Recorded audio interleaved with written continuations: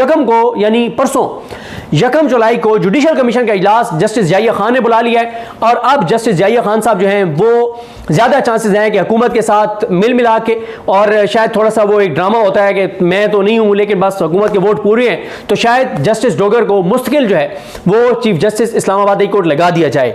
और लेकिन ये जो 5 जज हैं इन्होंने आज़ाद जज, अपने हलफ से वफा करने वाले जज इस्लामाबाद हाई कोर्ट के, इन्होंने इंटर कोर्ट बिल दायर कर दी है, इन्होंने सरेंडर करने से एक बार फिर इनकार कर दिया है, इन्होंने लड़ाई लड़ने का फैसला किया है और ये इस लड़ाई को आगे बढ़ाएंगे। और अब ये मामला सुप्रीम कोर्ट में समाअत के लिए इंटर कोर्ट अपील मुकर्रर होगी। अब ये एक नया तमाशा सुप्रीम कोर्ट में लगेगा और ये जो तमाशा लगेगा इससे और तो कोई फायदा नहीं होगा। फायदा सिर्फ ये होगा कि नैरेटिव और ज्यादा बनेगा इस अदालत के खिलाफ, इस निजाम के खिलाफ, लोगों की घुटन में इजाफा होगा, नफरत में इजाफा होगा, लोगों की आंखों में जो खून है वो मजीद खून उतरेगा और इस निजाम की नफरत में इजाफा होगा। ये जरूर एज ए पाकिस्तानी हम सबको फायदा होगा। बाकी इन जजेस को अभी इस सुप्रीम कोर्ट से, इस आईनी बेंच से कुछ नहीं मिलने वाला, क्योंकि जो 7 जजेस हैं, अच्छा अब मैं आपको बता दूं कि ये 7 जजेस कौन कौन से होंगे जो इस आईनी बेंच में होंगे। पहले मैं आपको बता दूं कि इस वक्त आईनी बेंच में कौन से सुप्रीम कोर्ट के 15 जज हैं और किन 8 जजेस को आईनी बेंच में नहीं रखा गया। जो 15 जज इस वक्त आईनी बेंच में जिनको सिलेक्ट किया है हुकूमत ने, इसमें मैं 2-3 जज हैं जो अपने हलफ से वफा करने वाले हैं, लेकिन उनको इसलिए इस बेंच में शामिल किया गया है क्योंकि इन्होंने 15 नंबर पूरा करना था। तो इन्होंने कहा कि जब 13 हमारे बंदे आ गए तो 2 और आ भी जाए अपने हलफ से वफा करने वाले तो मैटर नहीं करते। 13 कौन से जज हैं, 15 कौन से जज हैं आईनी बेंच के? 23 में से 23 हैं इस वक्त सुप्रीम कोर्ट में जज। 24 में ये हैं जो अपना क्या नाम है इनका, जो मियां गुल हसन औरंगजेब, अच्छा वो एडहॉक जज हैं, और 23 जो हैं वो मुस्तकिल हैं, और 2 जज एडहॉक जज वो पहले वाले हैं जस्टिस सरदार तारिक मसूद साहब और जस्टिस मजहर अलामी अकील साहब। अब 15 जज जो सख्तानी बेंच में शामिल हैं उसमें अमीनुद्दीन खान है। अमीनुद्दीन खान तमाम फैसले हुकूमत के और इस निज़ाम के हक में।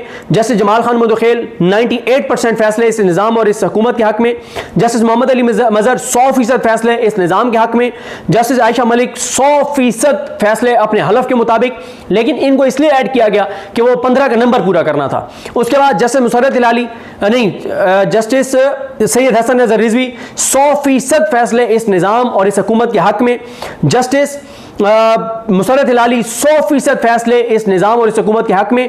जस्टिस नईम अख्तर अफगान 98% फैसले इस हुकूमत और इस निज़ाम के हक में। जस्टिस अकील अहमद अब्बासी 100% अपने हलफ से वफा करने वाले और 100% फैसले इस जबर, बर्बरियत, फसाइयत और जजीदियत के खिलाफ। जस्टिस शाहिद बिलाल हसन 100% फैसले इस निज़ाम और इस हुकूमत के हक में। जस्टिस मोहम्मद हाशिम खान काकड़ 100% फैसले आईनी बेंच जिसमें ये बैठे हैं 100% फैसले इस हुकूमत और इस निज़ाम के हक में। जस्टिस सलाउद्दीन पमर 100% फैसले इस निज़ाम के हक में, या एक केस में ये रिक्यूज कर गए मखसूस नशस्तों वाले, और बाकी जजेस वाले में तो मेन किरदार इनका है सलाउद्दीन पमर साहब का। और जस्टिस शकील अहमद साहब एक ही मेन केस में बैठे हैं और उस केस में इन्होंने फिल वक्त तो अपने हलफ से वफा की है और इन 5 जजेस के हक में फैसला दिया। आगे क्या करते हैं देखना होगा। जस्टिस आमिर फारूक 100% फैसले इस निज़ाम और इस हुकूमत के हक में, और आगे भी ये सारी उम्र भी अगर सुप्रीम कोर्ट में रहेंगे तो 100% फैसले इस निज़ाम के हक में करेंगे। जस्टिस इश्तियाक इब्राहिम अभी तक ये किसी मेन केस में इनको नहीं बिठाया गया, बैठेंगे तो पता चलेगा। और जस्टिस अली बाकर नजफी 100% फैसले इस हुकूमत और इस निज़ाम के हक में। अच्छा अब आ जाए कि ये जो 7 रुकनी बेंच बनना है इंटर कोर्ट अपील के ऊपर, वो कौन से होंगे? उसमें होंगी जनाब justice Ayesha Malik Sahiba, justice Musarrat Hilali, justice Aqeel Ahmed Abbasi, justice Mohammad, अच्छा शायद जस्टिस हाशिम खान काकड़ ना हो, क्यों? क्योंकि जस्टिस हाशिम खान काकड़ ने तो मंजूरी दी थी इनके ट्रांसफर की, इनके तो खिलाफ है ये केस, शायद ये ना हो। तो ये 3 हो गए। और उसके बाद ये भी नहीं होंगे जस्टिस जो हैं अपना आमिर फारूक, क्योंकि इन्होंने भी ये फैसला दिया हुआ था इनके खिलाफ, इन 5 जजेस के खिलाफ। जस्टिस इश्तियाक इब्राहिम हो सकते हैं चौथे जज, और ये हो जाएंगे 4 जज। अब 3 जज और चाहिए। अब 3 जजेस का आप क्या करेंगे? हाँ, अली बाकर नजफी भी होंगे चौथे जज। अच्छा लेकिन फिर भी ये 4 बनते हैं, 3 और चाहिए, 7 चाहिए। अब 3 का मसला यह है कि अब ये 3 कौन से वाले जजेस से लेने पड़ेंगे? ये 3 लेने पड़ेंगे उन 8 जजेस में से जिनको आईनी बेंच में शामिल नहीं किया गया। और वो कौन से 8 जजेस हैं? Justice Mansoor Ali Shah, justice Munib Akhtar, justice Athar Minallah, justice Shahid Waheed, justice Irfan Saadat Khan, justice Malik Shahzad Ahmad Khan, justice Shafi Siddiqui हो नहीं सकते क्योंकि ये खुद इस केस में एक फरीक हैं, और जस्टिस मियां गुल हसन औरंगजेब ये भी नहीं हो सकते क्योंकि इनके सीनियरिटी में नाम है। तो अब ये बुरी तरह से ये फंसे हुए हैं कि 7 रुकनी बेंच मुकम्मल करना है, और ये जो 15 रुकनी आईनी बेंच है इसमें से अमीनुद्दीन खान साहब नहीं बैठ सकते क्योंकि वो जुडिशल कमीशन के मेंबर हैं, मंदोखेल साहब नहीं बैठ सकते क्योंकि वो जुडिशल कमीशन के मेंबर हैं, जस्टिस आमिर फारूक नहीं बैठ सकते क्योंकि वो नीचे इस्लामाबाद हाई कोर्ट के चीफ जस्टिस थे जब उन्होंने इन 5 जजेस की जो रिप्रेजेंटेशन है उसको मुस्तरद किया था। शफी सदीकी साहब नहीं बैठ सकते क्योंकि उन्होंने जस्टिस खादिम सोमरो के ट्रांसफर की मंजूरी दी थी। जस्टिस हाशिम खान काकड़ नहीं बैठ सकते क्योंकि हाशिम खान काकड़ जो है उन्होंने भी बलोचिस्तान हाई कोर्ट के चीफ जस्टिस के तौर पर जस्टिस मोहम्मद आसिफ के ट्रांसफर की उन्होंने जो है वो मंजूरी दी थी। अब ये 5 नहीं बैठ सकते, और आईनी बेंच के जो 15 है उनमें से ये 5 बैठ नहीं सकते। 5 फैसला कर चुके हैं, पीछे बचते हैं 5, और उन 5 में से भी में एक नहीं बैठ सकते। 3 जज इनको और चाहिए। अब वो 3 जज कौन से होंगे? इनको सुप्रीम कोर्ट के रेगुलर बेंच से 3 जज लेने पड़ेंगे। ये इस निज़ाम के लिए बड़ा एक मसला खड़ा होने जा रहा है। अब लगानी तो पड़ेगी इंटर कोर्ट अपील क्योंकि इसमें भी कानून में एक टाइम दिया गया है। अब आते हैं इस बात के ऊपर कि जजेस ने इंटर कोर्ट अपील दायर की है, उसके अगर आप में से कोई इंटरेस्टेड है टेक्निकल, वो थोड़ी सी टेक्निकल भी उसमें चीज़ें हैं, उन्होंने इंटर कोर्ट अपील में क्या पॉइंट्स उठाने, अगर कोई सुनना चाहता है तो वो वीडियो में रुके हमारे साथ, नहीं तो मेन बात मैंने कर दी है यहां पे आपको कि एक तो मैंने आपको बता दिया कि इन जजेस ने सरेंडर करने से इनकार कर दिया है, ये लड़ाई को आगे ले गए हैं, एक नई लड़ाई का आगाज होने जा रहा है। इंटर कोर्ट अपील मुकर्रर करनी पड़ेगी, उसमें 7 जज बिठाने पड़ेंगे, उसमें आयशा मलिक साहबा और अकील अब्बासी साहब को बिठाना पड़ेगा, उसमें से वो 8 जज जिनको इग्नोर किया गया उनमें से 2-3 जज लेने पड़ेंगे, और साथ ही ये एक नया तमाशा सुप्रीम कोर्ट में लगेगा और दमादम मस्त कलंदर एक बार फिर होगा, जबरदस्त दलाइल होंगे क्योंकि इस केस में फैसल सदीकी साहब जो सुन्नी इत्तेहाद कौंसिल के वकील हैं वो है, और इस केस में सलाउद्दीन साहब हैं, इस केस में मुनीर मलिक साहब हैं, और इस केस में जो इमरान खान साहब हैं वो भी फरीक हैं, इमरान खान साहब के भी एक वकील हैं, और इसमें कराची की जो बार है वो भी है, और इस केस में ज़ैनब जंजूआ साहब जो हैं वो भी असिस्ट कर रही हैं लीगल टीम को। तो बहुत ही शानदार लीगल टीम है। जब ये इंटर कोर्ट अपील लगेगी तो ज़बरदस्त दलाइल होंगे, मज़ेदार दलाइल होंगे, 10, 12, 15 दिन दोबारा अटैक होगा, दोबारा रोस्टम से एक ताबड़तोड़ इस निज़ाम के ऊपर हमले होंगे, इस निज़ाम को नंगा किया जाएगा, जजेस को एक्सपोज किया जाएगा, बड़ी शानदार चीज़ सुप्रीम कोर्ट में शुरू होगी।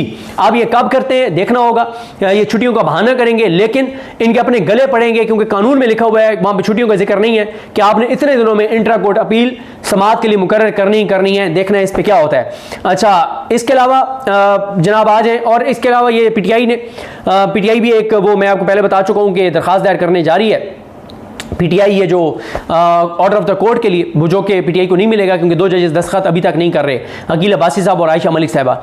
और तीसरा जो है वो एक मिलिट्री कोर्ट्स वाली कंटेम्प्ट वो भी दायर होने जा रही है। अब ज़रा बात कर लेते हैं कि इंट्रा कोर्ट अपील में इन जजेस ने क्या सवाल उठाए। उन 5 जजेस ने जिन्होंने 3-2 से जो फैसला आया है, जो सदर जरदारी को मामला भेजा गया है, उस फैसले को इंट्रा कोर्ट अपील में जो चैलेंज किया है, इंट्रा कोर्ट अपील की जो दरखास्त है और वो जो अपील है उसमें क्या इन्होंने लिखा है इन 5 जजेस ने।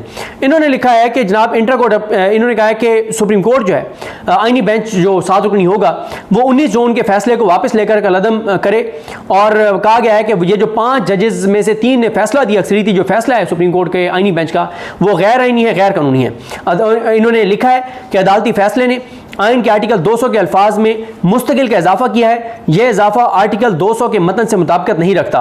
अच्छा, आर्टिकल 200 क्या है? आर्टिकल 200 में सदर को यह इख्तियार दिया गया है कि वो किसी भी हाई कोर्ट के जज को किसी दूसरी हाई कोर्ट में, दोनों हाई कोर्ट्स के चीफ जस्टिस और उस जज की कंसेंट से सदर जो है उसका ट्रांसफर कर सकता है। अच्छा, इन्होंने क्या किया है, आगे ये इख्तियार इस्तेमाल कर सकता है सदर, लेकिन इसके लिए एक तो ग्राउंड्स होने चाहिए, वजूहात पता होनी चाहिए। दूसरा ये है कि सदर जो है उसको यानी अपना माइंड अप्लाई करना चाहिए, सारी चीज़ों को देखना चाहिए। यहाँ पे इनकी दरखास्त यह है कि इधर बदनीयती पे मबनी ये ट्रांसफर है। मकसद जस्टिस जोगर को चीफ जस्टिस बनाना था, मकसद मोहसिन तरकानी साहब का रास्ता रोकना था, मकसद कोर्ट पैकिंग करना था। दूसरा ये कह रहे हैं कि मुस्तकिल नहीं होता ट्रांसफर, आर्टिकल 200 के तहत मुस्तकिल अगर किसी को जज लगाना बयान है तो वो आर्टिकल 175 के तहत आप लगा सकते हैं, जिसमें जुडिशियल कमीशन बैठ के हाई कोर्ट में वकीलों को जज बनाता है। तो आप आर्टिकल 175 के होते हुए आप आर्टिकल 200 के तहत मुस्तकिल जजेस दीगर हाई कोर्ट से नहीं ला सकते।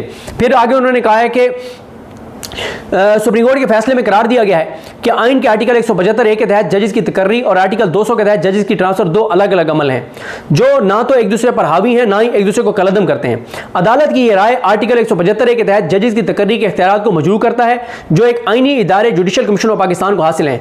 ये कह रहे हैं कि ये जो 3 जजों ने कहा है, मोहम्मद अली मजहर ने, शाहिद बिलाल हसन ने और सलाउद्दीन पंवर ने, कि आर्टिकल 200 के तहत जो ट्रांसफर है ये मुतसादिम नहीं है आर्टिकल 175 के तहत। आर्टिकल 175 के अंदर पूरे एक जुडिशल कमीशन ऑफ पाकिस्तान है जो जजेस की तकर्री करता है। तो ये कहते हैं कि ये इन्होंने गलत कहा है। ये दोनों, ये आर्टिकल 200 के तहत जजेस का ट्रांसफर आर्टिकल 175 के साथ मुतसादिम है।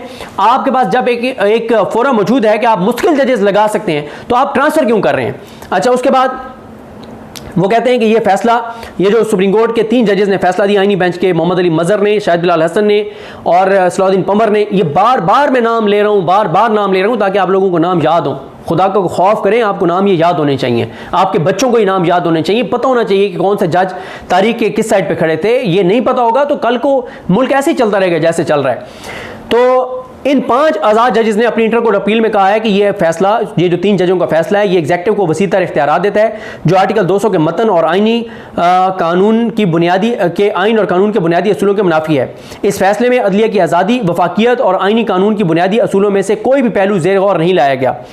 फिर उन्होंने कहा कि ये जो 3 जज हैं, इन्होंने फैसले में कहा है कि इस्लामाबाद हाई कोर्ट में खाली ओहदों को जुडिशल कमीशन के जरिए पुर करना जरूरी नहीं, बल्कि इन्हें आर्टिकल 200 के तहत तबादले के जरिए भी पुर किया जा सकता है, जो आर्टिकल 175 की बाज़ ज़बान के सरियन खिलाफ है। ये जो इन जजों ने तीन ने कहा है, मोहम्मद अली मजहर ने, शाहिद बिलाल हसन और सलाउद्दीन पंवर ने, कि अगर किसी हाई कोर्ट में सीटें खाली हैं तो आप आर्टिकल 200 के तहत किसी और हाई कोर्ट से भी जज ट्रांसफर कर सकते हैं। तो उन्होंने कहा यह गलत है, क्योंकि इन जजेस ने बताया था कि लाहौर हाई कोर्ट में पेंडिंग केसेस की भी तादाद ज़्यादा है और वहाँ जजेस की खाली असामियों की तादाद भी ज़्यादा है। अगर आपने इस्लामाबाद हाई कोर्ट में जो 2-3 जजों की असामियाँ खाली थी, अगर इनको फिल करना था तो आप डायरेक्ट जज नहीं लगा देते ना, आप उधर से जज क्यों ट्रांसफ़र करके लाए हैं? जब आपके पास एक फोरम है, एक आइन का आर्टिकल 175 आपको कहता है कि आप नए जज भर्ती कर सकते हैं, तो आप ट्रांसफ़र करके क्यों ला रहे हैं? ये क्योंकि बदनीयती थी। पाकिस्तान के बच्चे को पता है, अगर नहीं पता तो जस्टिस जाहिया खान को नहीं पता, नहीं पता तो मोहम्मद अली मजहर को नहीं पता, नहीं पता तो शाहिद बिलाल हसन को नहीं पता, नहीं पता तो सलाउद्दीन पंवर को नहीं पता, नहीं पता तो आमिर फारूक को नहीं पता, नहीं पता तो जमाल खान मंदुखेल को नहीं पता, नहीं पता तो इनके और जो मुसरत हिलाली और इन लोगों को नहीं पता। उसके बाद इन जजेस ने 5 ने कहा है कि अमूमी तौर पर किसी अदालत में खाली ओहदों को आर्जी तौर पर आर्टिकल 200 के तहत पुर किया जा सकता है। आर्जी तौर पर जज लाए जा सकते हैं किसी अदालत में आर्टिकल 200 के तहत, 3 माह के लिए, 6 माह के लिए, 1 साल के लिए मुस्तकिल नहीं लाए जा सकते। फिर इन जजेस ने कहा है कि आर्टिकल 200 के तहत खाली ओहदों को पुर करने का अमल इंतहाई उजलत और गैर वाज़ेह मालूमात की बुनियाद पर किया गया। आर्टिकल 200 का यह इस्तेमाल न सिर्फ आर्टिकल 175 और जुडिशल कमीशन ऑफ पाकिस्तान के इख्तियार को नजरअंदाज करता है, बल्कि यह आइनी इदारों की तकसीम को भी मजरू करता है। सवाल यह है कि क्या आर्टिकल 200 को जुडिशल कमीशन की तकर्री के इख्तियार को नजरअंदाज करने के लिए इस्तेमाल किया गया है? मज़कूरा ऑर्डर में इस सवाल का जवाब नहीं दिया गया कि भाई हमने ये सवाल उठाया था कि जो आर्टिकल 200 के तहत इनको ट्रांसफर करके 3 जजों को लाया गया, इसका मकसद ये था कि 175 के तहत जो नए जज भर्ती कर सकती है, जुडिशल कमीशन कर सकता है, वो ना कर सकें और उनके नए जज भर्ती करने से पहले इन सीटों को ट्रांसफर के जरिए फिल कर दिया जाए। इसका कोई जवाब नहीं दिया गया। और फिर इन जजेस ने अपनी पिटीशन में लिखा है कि फैसले में यह करार देना कि आर्टिकल 200 के तहत तबादला मुस्तकिल हो सकता है, यह गलत मफरूज़ा है। आर्टिकल 202 के मुताबिक जब कोई जज ट्रांसफर किया जाता है तो उस मुद्दत के लिए जब तक वो इस हाई कोर्ट में खिदमत अंजाम दे रहा हो जिसमें उसे ट्रांसफर किया गया, कुछ इजाफी मराहत का हकदार होगा। यह ज़बान वक्त की कैद को जाहिर करती है, जो मुस्तकिल के तस्वुर के बिल्कुल बरअक्स है। आर्टिकल 200 के तहत जो ट्रांसफर है वो आर्जी हो सकता है, मुस्तकिल नहीं हो सकता, यह कहना है इन जजेस का। फिर वो कहते हैं कि अगर आर्टिकल 200 के इस फितरी अंदाज आर्टिकल 200 को उसके फितरी अंदाज में पढ़ा जाए तो वफाकियत, इख्तियारात की तकसीम, अदलिया की आज़ादी जैसे पेचीदा सवालात भी पैदा नहीं होते। आइन के खालकीन का इरादा जो मतन और आइनी डिज़ाइन से ज़ाहिर होता है वो ये है कि तकर्री और ट्रांसफ़र 2 अलग अलग चीज़ें हैं। तकर्री जब किसी जज की जुडिशल कमीशन के ज़रिए तकर्री होगी तो मुस्तकिल होगी, लेकिन ट्रांसफ़र जो है वो आर्जी होगा, ये वाज़ेह है। फिर वो कहते हैं कि हुकूमत का हालिया दौर में आर्टिकल 200 के इख्तियारात का ये नया इस्तेमाल है, ये नया इस्तेमाल बेमिसाल है। इससे पहले कभी किसी ने आर्टिकल 200 का इस तरह से इस्तेमाल नहीं किया जैसे इस हुकूमत ने किया है। फिर वो कहते हैं कि आइन के खालकीन ने कभी भी ऐसे तरीके इख्तियार नहीं किए, ना ही उनके बाद आने वालों ने। आर्टिकल 200 पर इस तरह की तशरीह को घड़ने में 5 दहाइयाँ लगी हैं।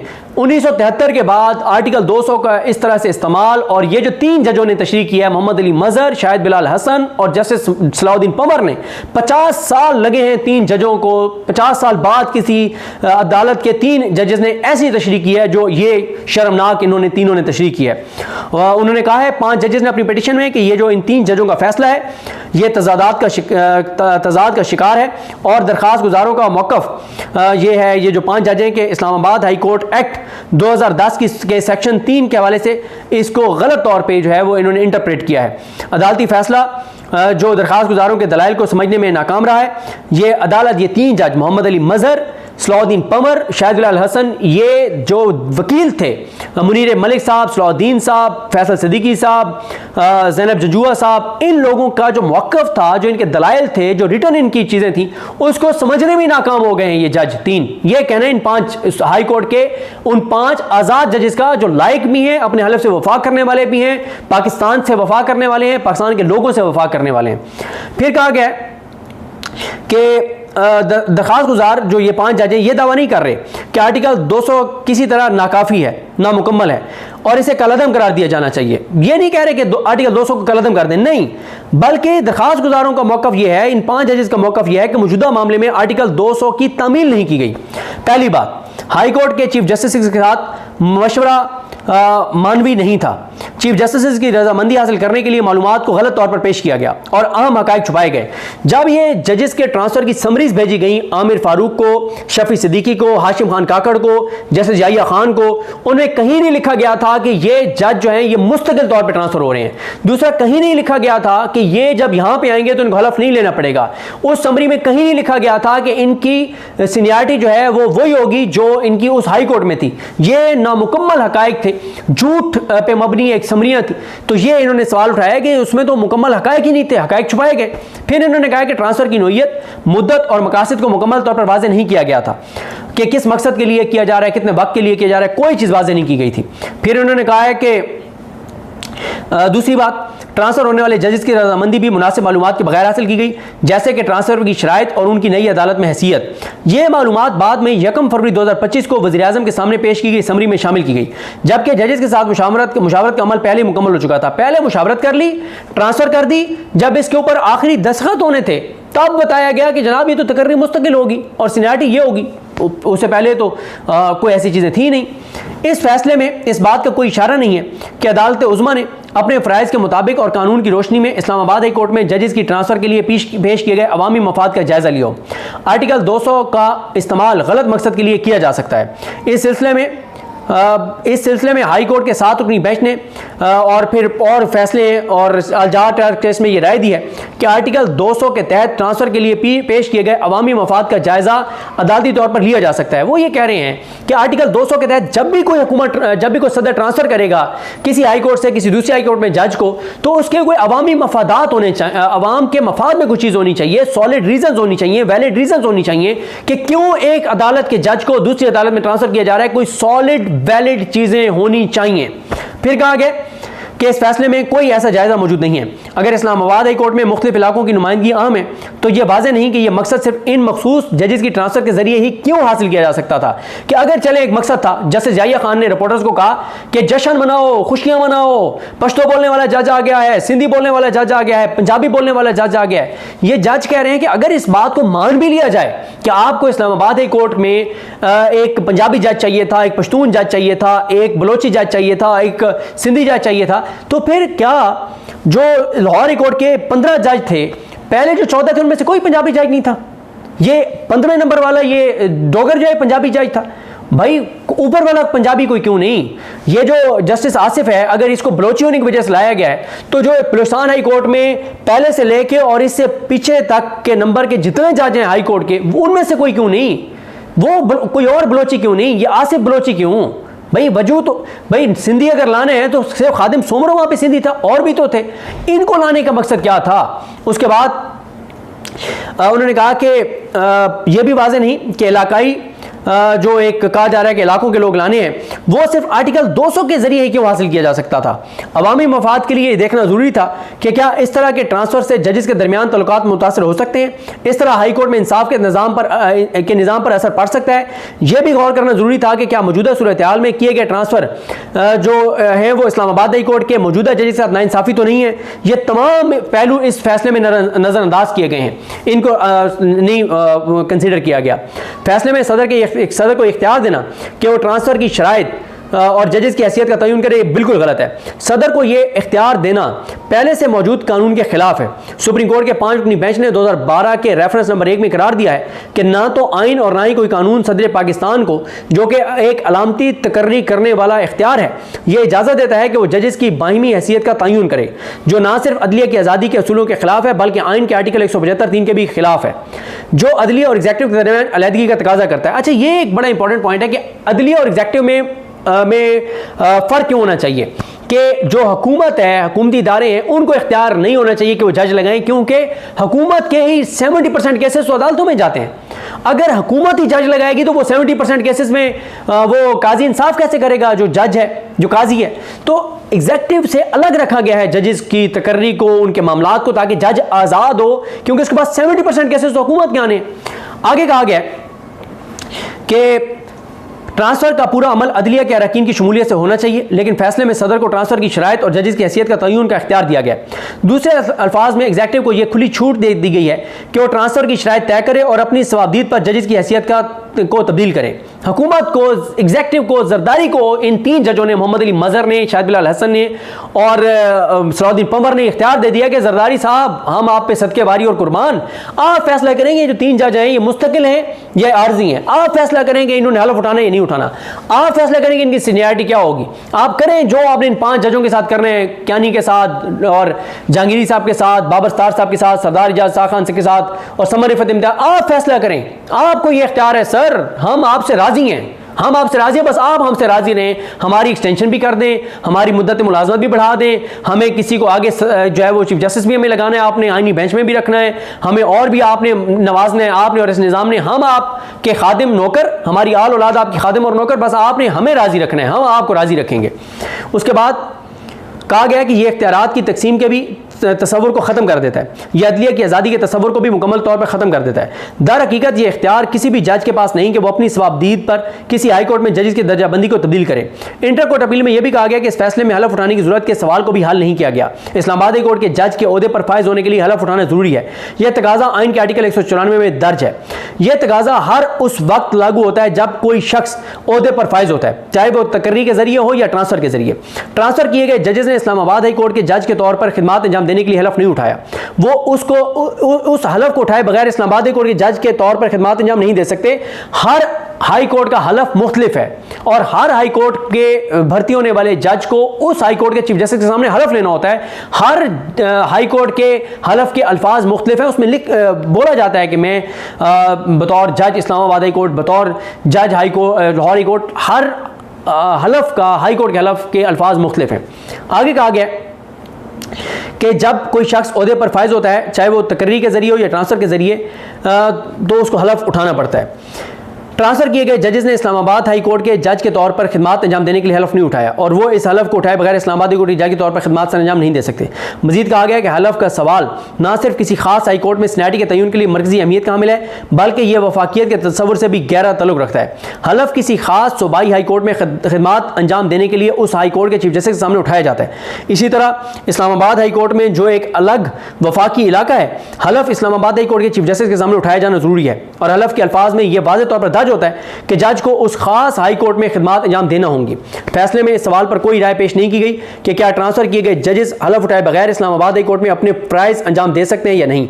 अगर सुप्रीम कोर्ट ने इस सवाल का फैसला किया होता और ये कहा होता कि ऐसा हलफ दर हकीकत जरूरी है, तो इस्लामाबाद हाई कोर्ट में कायम मकाम चीफ जस्टिस अपने प्राइज अंजाम देना जारी नहीं रख सकते थे। यह मज़कूरा ऑर्डर में एक बड़ी खामी है।